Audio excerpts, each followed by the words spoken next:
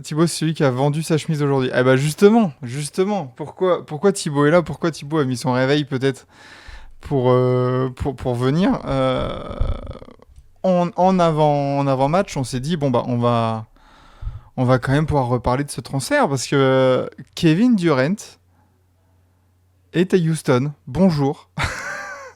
Et oui, KD, ta roquette. Wesh. Alors, du coup, on va revenir là-dessus. Je vais poser tranquillement une petite musique des familles pour nous accompagner. Voilà. C'est tombé du coup fin d'après-midi, je pense, parce que moi c'était la fin même de ma journée de boulot, donc ça a dû tomber vers 18h ou un truc comme ça. 18h30 même. Kevin Durant échangé à Houston, il part des Suns contre Jalen Green, Dylan Brooks, 5 second tours de draft si je ne m'abuse, et le pick 10 de cette même draft. De cette draft. C'est bien ça. Il n'y a pas d'autre premier tour. Non, le premier tour c'est juste celui de cette saison. Voilà, donc le bon. pick 10. Qui est déjà un pick 10 dans une draft qui est annoncée comme all-time, c'est déjà pas mal. Ouais, c'est souvent ça. Ouais, voilà. Même KD l'a appris en pleine interview sponsor. C'est vrai qu'il était à une convention. Alors, je sais pas ce que c'est cette convention parce que je vois énormément de personnalités du sport y assister. Mais le petit KD, il était posé sur son fauteuil en train d'être interviewé. Et là, t'as le public qui commence à gueuler. Tu sens qu'il y a quelque chose qui se passe. Et puis après, bah voilà, c'est annoncé KD transféré. La vidéo est folle. La vidéo est sympa, ouais, elle est marrante, mais même si il était pas au courant à l'instant T, mais on se doute quand même qu'il se doutait que ça allait bouger. Il se doutait que ça allait bouger, mais il me semble que c'était ce matin où il y a les premières infos qui ont été sorties, comme quoi ça allait être fait aujourd'hui ou demain. Ouais. C'est ça, il y avait ça, il y avait aussi des bruits qui tournaient. Tu te disais, il était certes assez certain que ça bouge, mais du coup, on avait eu des reports comme quoi sa destination préférée n'était pas du tout Houston, mais plutôt San Antonio. Il y avait eu des reports en disant, bon, bah, il y a eu des bruits, il y a eu des discussions entre Houston et Phoenix sur la possibilité d'un trade autour de KD et du pick 10 et de Jalen Green. Mais apparemment, à partir du moment où les Suns voulaient un peu Tari Eason ou Jabari Smith, c'était mort. Ouais, Raphaël Stone est resté de marbre et il a pas voulu les lâcher. Et Chose qui personnellement me plaît pas mal. Ouais. C'est des gars que j'aime bien et que je voulais conserver. Mais on savait que Houston était un tournant dans son projet. Et ils ont décidé de faire ce pas en avant, de prendre ce risque.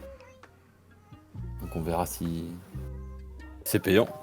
Bah, en tout cas, c'est tout de suite un effectif un peu plus bling-bling. Ah bah c'est clair, alors du coup tu lâches, tu l'as dit, Houston n'est pas là pour rigoler, ça y est, le projet jeune c'était bien sympa là cette saison, youpi, on a un peu choqué la NBA, maintenant on gagne. C'est clairement le comment dire, le message envoyé, et j'ai l'impression que ça va être un peu le cas de plus en plus pour les jeunes équipes qui ont pas mal de jeunes talents. C'est dès qu'il y aura une occasion de prendre ce step-up avec un joueur comme ça, comme Kevin Durant, ça va le faire. On aurait pu penser que Houston prenne son temps et se dise, bon, on a plein de jeunes, on a du vétéran aussi, mine de rien. Van Vliet, même Dylan Brooks, ça pouvait être des vétérans sympas vers la quête du titre.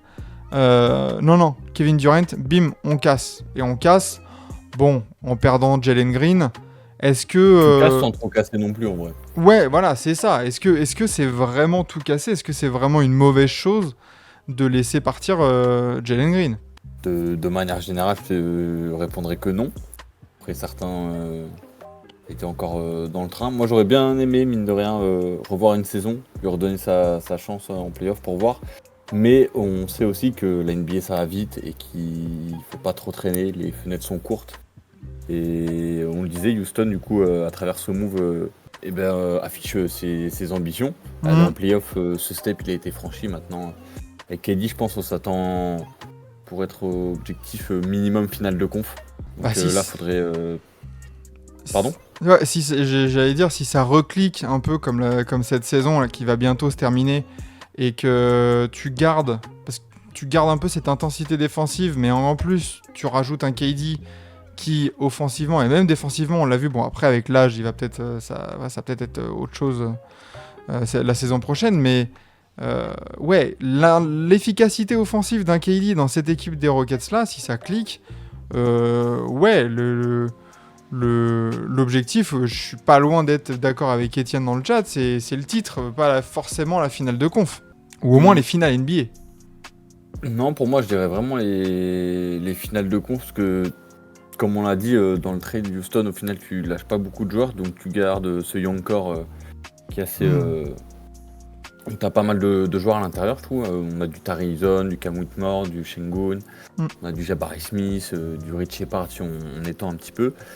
Mais moi, je l'ai dit plusieurs fois en plus sur cette chaîne. Pour moi, KD, c'est un énorme, un très grand joueur, l'un des meilleurs offensifs qu'on ait pu voir. Mais depuis quelques années, il ne fait plus gagner. Mais il peut te faire passer un step dans ton projet. Et après, à voir, parce qu'on sait qu'il lui reste 1 an de contrat, il va falloir prolonger. Pour combien? Donc ça, on verra si on a des nouvelles bientôt. Mais en tout cas, le fait d'ajouter vraiment KD à ce groupe, ouais, clairement, tu affiches tes ambitions. Et aussi, mine de rien, tu fais passer un petit message à Alpi, où ça faisait 2 ans, on était là, Alpi, Green, Alpi, on savait pas trop. KD. Et le choix a été tranché. Oui, alors ça, par contre, ouais, le choix a été vite fait. Du coup, entre les deux, sur qui sera un peu le leader de ces nouveaux Baby Rockets, on va dire, parce que là, en fait, KD arrive dans une situation à la Warriors où ça va être très certainement le meilleur joueur de l'équipe, mais ce n'est pas son équipe. C'est pas lui le franchise player. On verra pendant les matchs, mais c'est compliqué comme question, honnêtement. Parce que oui, j'ai envie de te répondre Sengun parce qu'on l'a drafté, on l'a développé, et maintenant, ce qu'il est devenu, il l'a fait sous notre maillot. Mais après que tu ajoutes un KD, ça a du poids, c'est clinquant sur un effectif, forcément ça attire l'œil. Mais après à voir, parce que Sengun est encore jeune, KD aussi, je l'ai vu dans le chat, à 37 ans. Ouais. Donc il est plutôt jeune lui. À voir simplement aussi l'alchimie, comment ça se développe, quel 5 majeur va mettre Udoka, comment il va gérer ses rotations.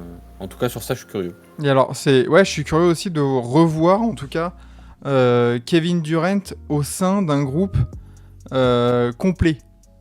C'est-à-dire que bon, à Phoenix, et on va parler un peu du cas de Phoenix du coup de l'autre côté juste après, mais on avait un KD un peu qui jouait dans un effectif où il n'y avait pas forcément de grande cohérence, on va dire, dans les postes. Voilà, sans un vrai coach, sans meneur, même sans poste 4, j'ai envie de te dire. Enfin, là, on va voir un KD poste 3. Il n'y a pas de surprise. Il y a déjà un backcourt en les personnes de Fred VanVleet et Damian Thompson. Il y a déjà ta raquette. Alors, est-ce que tu mets Tari Eason ou Jabari Smith en 4, du coup, titulaire? Moi, je mettrais Jabari Smith dans un premier temps. On sait que dans cette fin de saison, il s'est blessé, je crois qu'il s'était blessé au poignet gauche, il avait loupé 2 mois de compétition. Et à son retour, il était sorti du banc. Parce que depuis qu'il avait été drafté, il était titulaire. Et c'est un rôle en sortie de banc, moi, que j'ai trouvé dans lequel il était assez efficace. Où là, on a pu voir qu'il, entre guillemets, s'épanouissait un petit peu, il faisait ses stats, il avait son impact. Mais là, entre lui et Tari Eason, je pense que le costume de titulaire est un peu trop grand pour Tari Eason. Je sais que je l'aime. Mais dans un premier temps, non, je maintiens. Je dirais Jabari Smith en titulaire et Tari Eason qui sort du banc. Donc là, on a un KD, comme dit Étienne, on a un KD qui va jouer 3, qui va pouvoir vraiment s'épanouir un peu plus, je pense, dans le jeu. Bon, par contre, j'ai déjà entre l'annonce du trade et le live, t'as des supporters des des Rockets qui sont en mode ouais, pas sûr, je suis pas trop content d'avoir lâché Jalen Green pour Kevin Durant et ça. Et ne manquons pas de respect à Kevin Durant, s'il vous plaît. Non, clairement. Après, d'un certain point de vue, je peux comprendre parce que il y a un peu d'attache. Ça reste un gars qu'on a drafté, ceci, cela. On a vu certains flashs qui pouvaient nous faire de belles promesses, mais on sait que Jalen Green, c'était un peu d'irrégularité dans l'ensemble. Même si cette année, je l'ai déjà dit, il y avait du mieux. Il y avait un peu plus de constance, j'ai trouvé. Mais encore une fois, la NBA, ça va vite. Et ça. T'as pas le temps de te redonner un an pour te dire, allez, qu'est-ce que Jalen Green vaut vraiment, parce que j'ai été le premier à le défendre dans la série face aux Warriors, où c'est des Warriors expérimentés. Draymond Green, il est clairement rentré dans sa tête rapidement dans la série, et ça s'est vu, mis à part sur le match 2, où ça a été la seule pointe positive pour Jalen.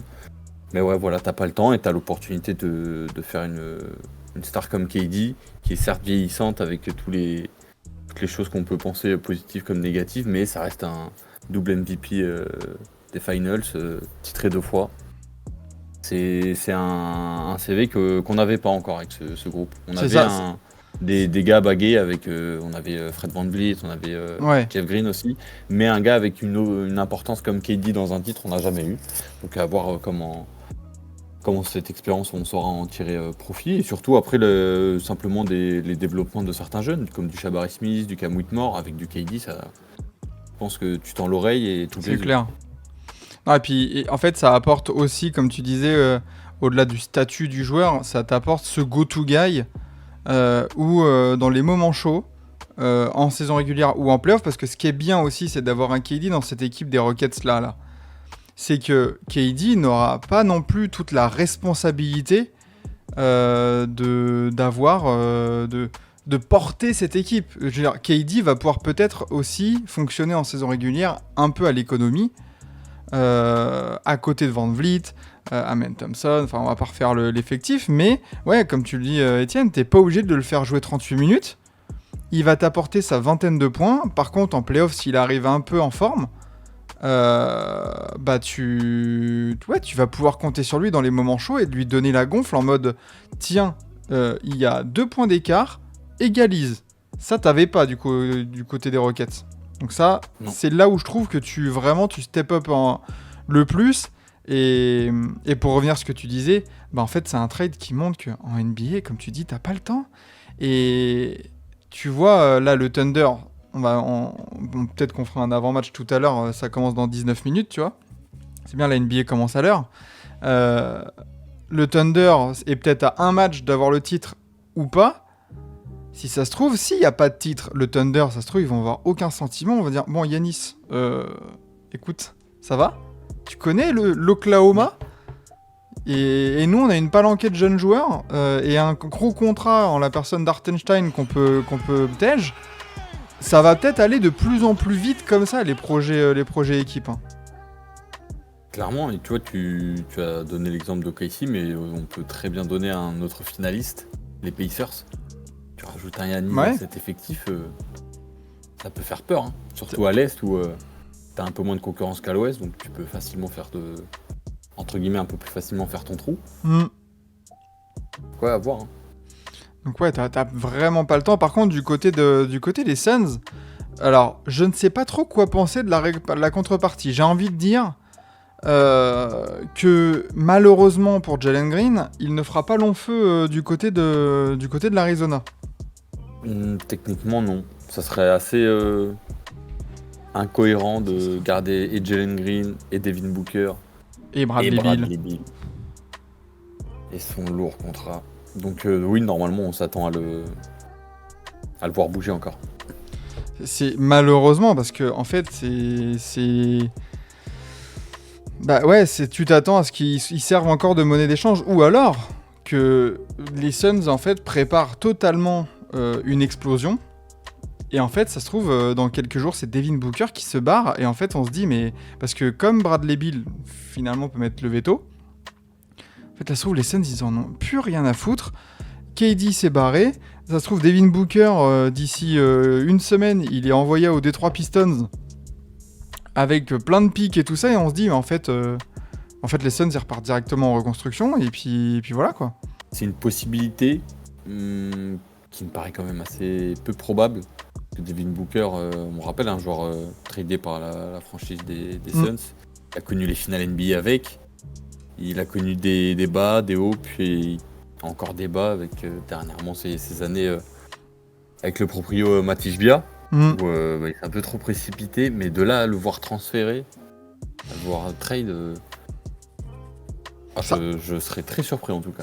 Ça annonce en tout cas de toute façon d'autres mouvements. Je vois pas, il n'y a pas un monde où les Suns partent pour cette saison 2025-2026 avec 3 arrières de ce calibre-là dans son effectif. Non, C'est pas, en tout cas, ça sera assez incohérent de les voir partir avec ces trois-là, ouais, c'est sûr. On se disait justement en amont de cette saison, genre, bon bah les gars, cet été il faut absolument rééquilibrer votre effectif, les gars, c'est bon, Booker, Bill et tout ça, ça marche pas. C'est pas pour te ramener un troisième poste 2. Non, ça c'est clair que c'est pas possible. Mais que penser vraiment de cette contrepartie avec Dillon Brooks, Jalen Green, le pick 10? Finalement, est-ce que tu t'en sors pas si mal que ça finalement pour les Suns qui avaient peut-être besoin d'approfondir son effectif? À première vue, c'est vrai que tu peux avoir des doutes sur le package. Mais quand tu poses un peu plus le contexte, où tu sais que KD avait des destinations précises, que petit à petit certaines se sont retirées, je pense notamment à San Antonio. On avait tous salivé du duo Victor-KD, mais bon, finalement ça restera qu'une utopie. Et apparemment, au final, il restait que le Heat et les Rockets. Et quand je vois le package qui a été refusé côté Heat, personnellement, je trouve que celui des Rockets est meilleur. Alors, donc c'était un peu mieux. J'ai juste vu du côté du Heat, j'ai juste vu que ils avaient refusé de mettre Jaime Raquez ou Nikola Jovic dans le package. Mais j'ai pas vu le package proposé par le Heat. Non, ouais, c'est ça, c'est que c'est le Heat qui aurait refusé. Mais à mon avis, le package n'est pas entier parce que si je te dis pas de bêtises, au niveau de la masse salariale, ça colle pas. Ouais, non, mais je pense que dans la base du package du côté du Heat devait y avoir quoi? Du Tyler Hero, du Terry Rozier. Terry Rozier ou peut-être du Wiggins. Ouais, peut-être aussi, mais du coup, c'est vrai que en termes de pièces un peu clinquantes, si tu veux vraiment le rebouger, Jalen Green, c'est quand même beaucoup plus sexy que tous les joueurs là qu'on vient de citer. Par contre, si vraiment ça s'est joué du côté du Heat en mode on n'a pas voulu, enfin Pat Riley n'a pas voulu mettre Jaime Raquez ou Nikola Jovic, je pense qu'à un moment donné, il faut aller se faire foutre le Heat. Enfin, non, c'est sûr, surtout qu'on sait sur ces dernières années que Pat Riley il a loupé pas mal de stars. Mais c'est ça, à un moment donné, combien de stars ils vont louper avant qu'on se dise en fait Pat Riley c'est bon et c'est fini, en fait il est finito là, Patoche là. Déjà je crois qu'il a été prolongé là il y a quelques jours ou quelques semaines. Il y a ça, mais peut-être qu'aussi dans le fond KD il avait peut-être pas si envie d'y aller, que le projet l'emballait pas trop. Après en vrai il a pas son mot à dire hein. Ouais, mais à partir du moment c'est quand même qu'il a posé certaines préférences. Après peut-être qu'il avait expressément du coup dit au Heat, bon frère, les frères, au cas où si j'arrive chez vous, je prolongerai pas. Donc du coup, ce qui peut peut-être aussi dissuader une équipe de mettre un peu trop de jeunes dans la balance. Parce que tu peux dire, attends, on va pas tout hypothéquer pour un mec pour un an. Surtout du côté du Heat, où l'arrivée de Kevin Durant aurait pas non plus changé totalement les ambitions de l'équipe. On n'aurait pas dit, oh putain, le Heat contender l'année prochaine, tu vois. Mais voilà, du côté du Heat, t'as laissé encore passer une chance. On va voir ce qu'ils vont faire cet été. Mais ouais, écoute, Kevin Durant à Houston, quoi. Bordel. Durant à Houston, même on peut reparler un petit peu de Phoenix, parce qu'il y a aussi Dillon Brooks qui est arrivé là, dans l'Arizona.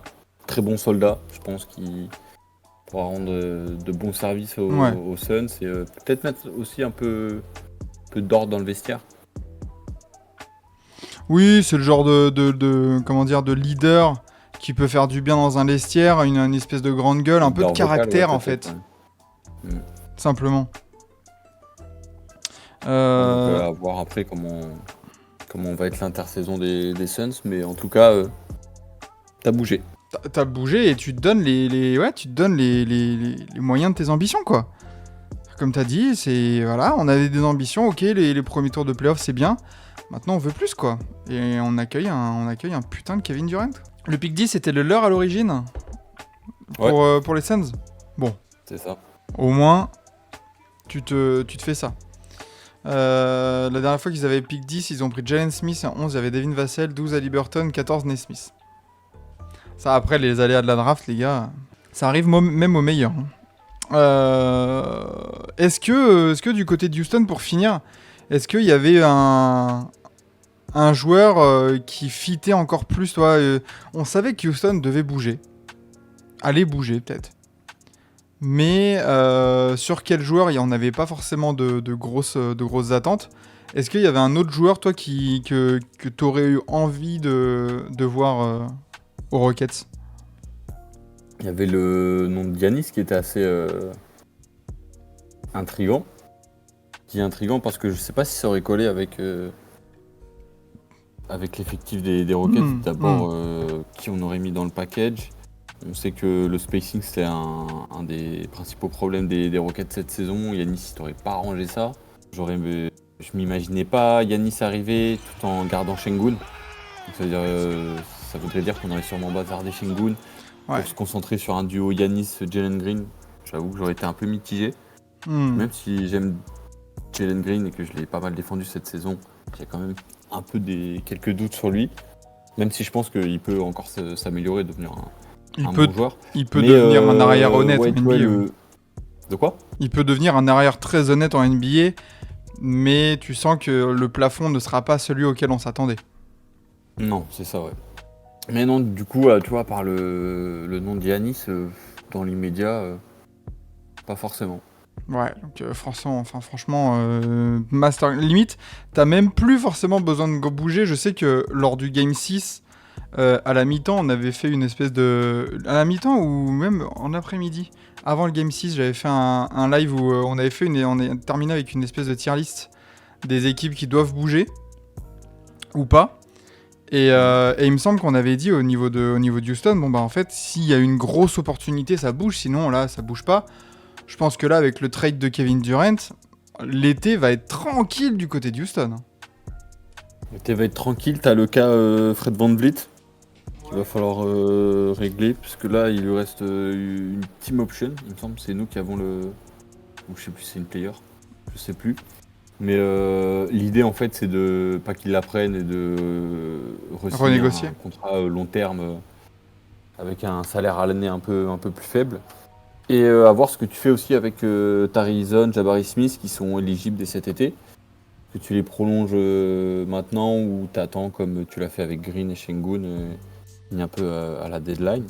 T'as prolongé Steven Adams, ça c'est une bonne chose. Ouais. Et après à voir est-ce qu'on va réussir à être compétitif et en même temps mine de rien développer des petits gars comme Cam Whitmore, Rich Shepard. Cam Whitmore, on sait qu'il a une saison, je sais qu'il a eu une saison sophomore assez compliquée. Rich Shepard, on l'a peu vu. Parce que mine de rien, je rappelle, c'est un pick 3 l'année dernière, la draft. Donc à voir tout ce beau petit monde et surtout un gars qu'on n'a pas nommé, mais Amen Thompson, voir sa 3e saison avec un KD en plus. Tu vois, un gars qui a besoin de taffer son shoot. Viens mon grand là, on va aller tous les deux à la salle, je vais te montrer. C'est clair. Ça motive en tout cas, je pense. C'est ça. Mais donc ouais, il y a un peu ce grand enjeu de développer la jeunesse et de s'assurer un futur proche prometteur, tout en étant vraiment compétitif la saison prochaine. Et ça, tu vas pouvoir directement compter avec un Ime Udoka qui a déjà prouvé qu'il savait gérer la jeunesse et qui pouvait quand même t'amener loin, même avec une équipe jeune. On rappelle que l'équipe 2022 des Celtics, elle reste jeune. Jaylen Brown, Jason Tatum, tout ça, c'est une équipe assez jeune. Maintenant, on va voir ce qu'il va faire du côté de Houston avec cet effectif-là, quoi. Et ce qu'il y a de bien, c'est que mine de rien, Raphaël Stone, il a gardé pas mal de pics qu'on avait en réserve. Tu vois, là, j'ai sous les yeux En 2027, on a encore le pic des Suns et des Nets. Ça, c'est En bien. 2028, on a le nôtre. En 2029, on a celui des Suns et des Mavericks. Et en 30-31, on a le nôtre. Donc on a encore quelques assets intéressants. Tu peux bouger en cas de bonne opportunité pour aller chercher un autre gros joueur. Je sais pas trop comment se présente le payroll. Mais après, tu as accueilli quand même un gros contrat avec KD. Après, on sait très bien que de toute façon, pour aller au bout en NBA, faut payer. Donc, de sortir le chéquier, messieurs. Je vois que ça commence à... Tu vois, vite fait, Jalen Green, ça va être du 33, 36, 36. Et Dylan Brooks, il lui reste 2 saisons à 21 et 19.